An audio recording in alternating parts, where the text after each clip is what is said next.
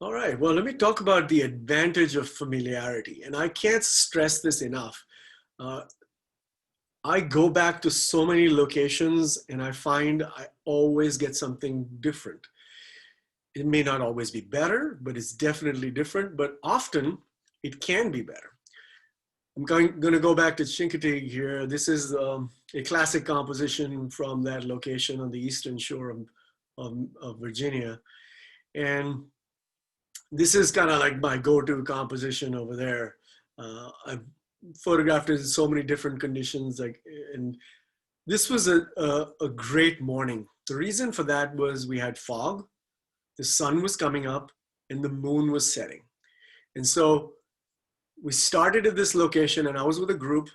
We started at this location, moved a little bit to the left, photographed the sun rising with the beams of light coming through. Again, there's a little bit of fog.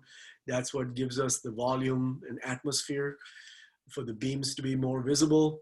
Also notice that I have kept the fallen tree right across the sun so that I keep your focus in one area and don't break that up. And then we turned around and we photographed the setting moon. Believe it or not, all these photographs are taken on the same day, probably within 15 minutes. So to me, these are three portfolio-worthy images taken in 15 minutes. Could I have got that if I had never been to that location before? Most likely not, because I wouldn't know where to be. I did know that there was going to be a moon set that morning, so I had kind of planned for that. I have a little app on my phone as well that will tell me where I can predict where the moon's going to set or where the sun's going to set or rise. So I use things like that to kind of prepare for days like this.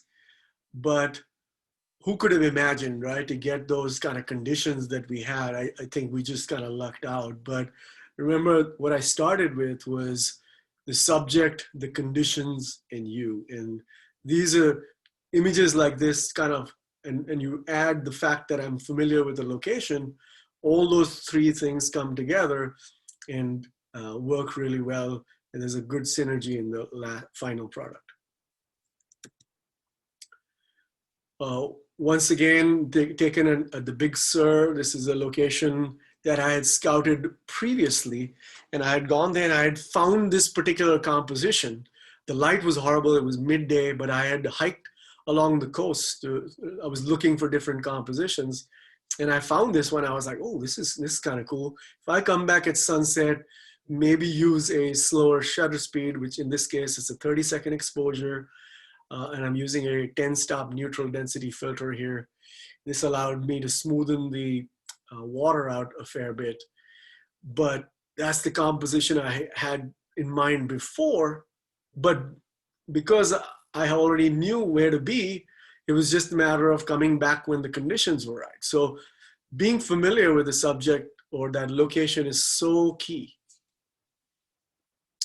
I showed this photograph in the other presentation, but I wanted to show this again because this is literally about 100 yards from the previous photographs looking in the opposite direction. Taken, of course, that was taken in the evening. This is a different morning.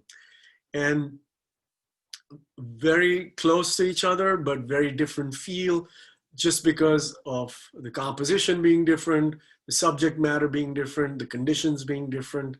And of course, I'm using a different approach. The previous photograph, I'm using a much longer exposure to smoothen the water. Here, I'm using a very fast exposure to allow the water to be frozen.